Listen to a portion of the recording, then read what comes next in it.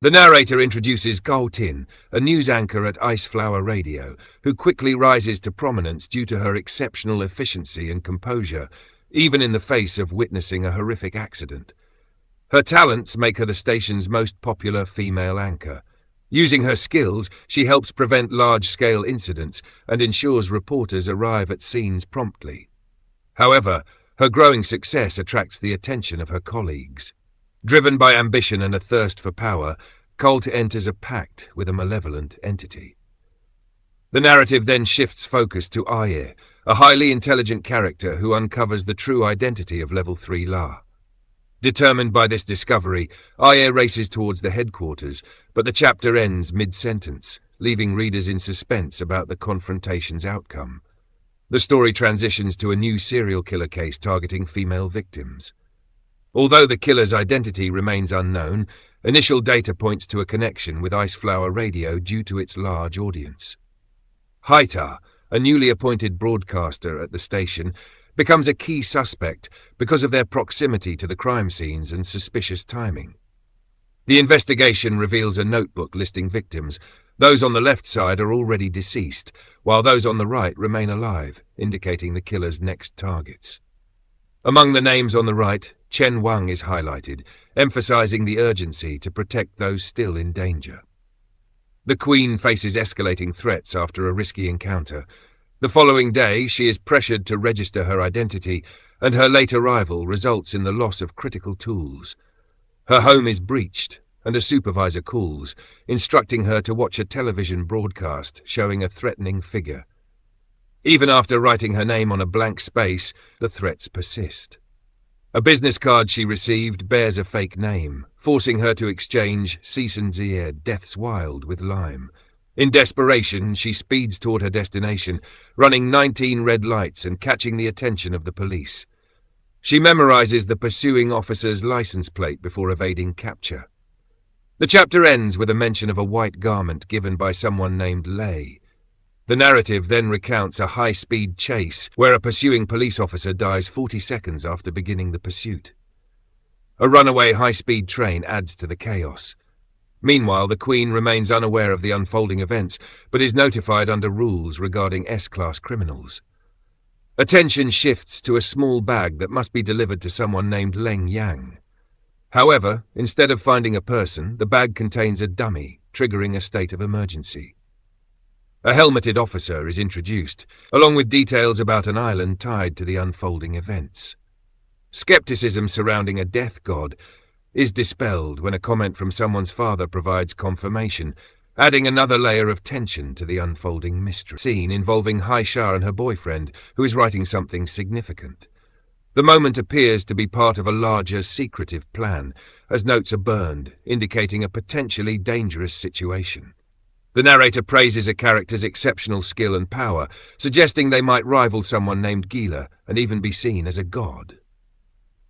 The narrative shifts as Haisha desperately pleads with her boyfriend not to date someone named Shui Mei.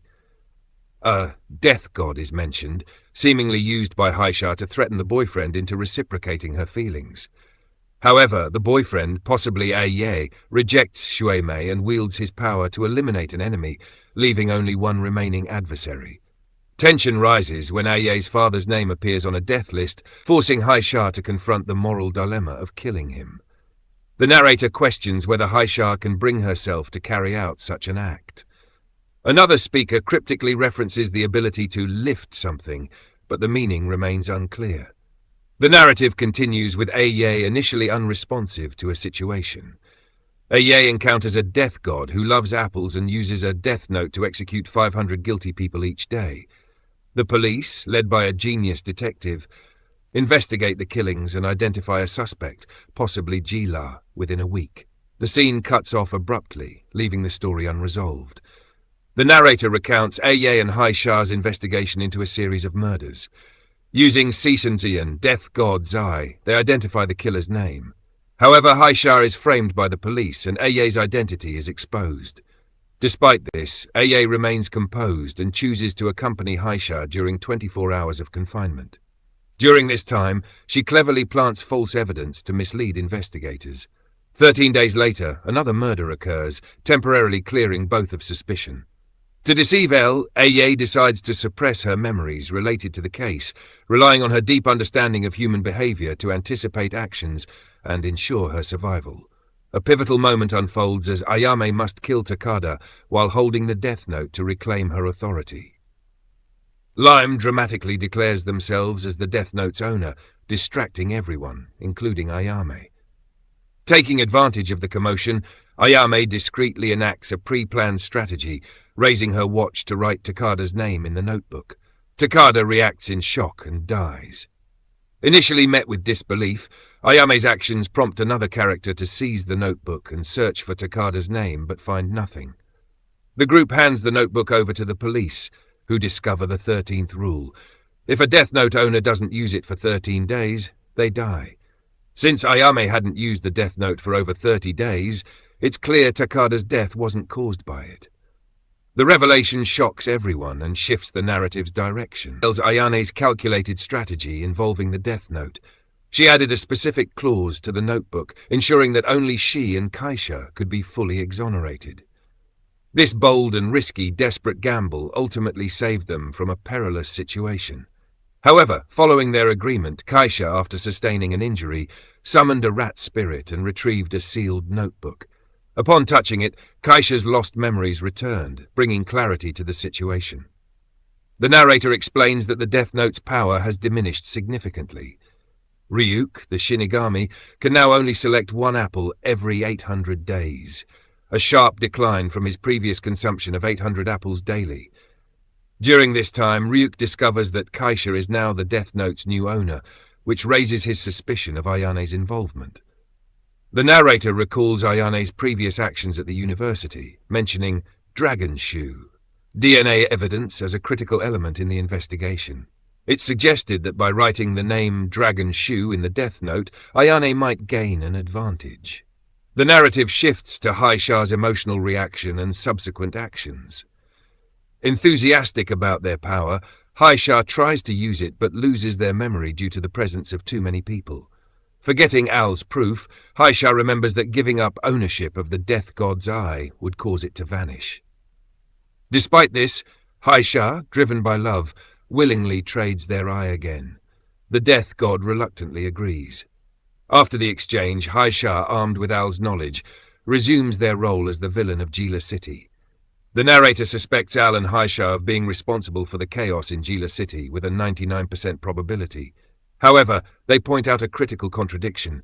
Both Al and Haisha were imprisoned for 30 days in the 13th scale, leaving them without the opportunity to commit the murders. This discrepancy drives the narrator to investigate further, aiming to confirm the authenticity of the rules. The narrative then describes an experiment conducted by Ai's father. He takes a pen chicken to a prison to test the Death Note's rules on death row inmates. The experiment involves sealing the chicken in a box attached to his wrist for 13 days. Once everyone departs, the narrator reveals that Ai's father's actions are part of a larger plan.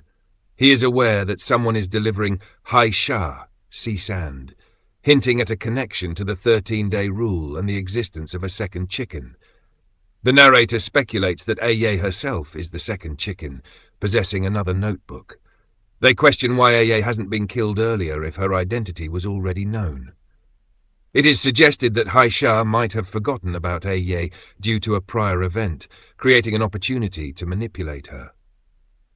The narrator plans to exploit this gap by having Aye write her own name in the Death Note, paving the way for her capture, to lift those who are infected.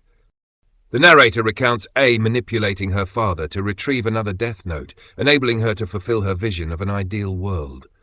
However, when A's father approaches her with the box, its contents turn out to be empty. Just then, a familiar voice reveals that the Empress is still alive. The narrator explains this was a trap set by AO to lure A into the open. A, suspecting deception, begins to distrust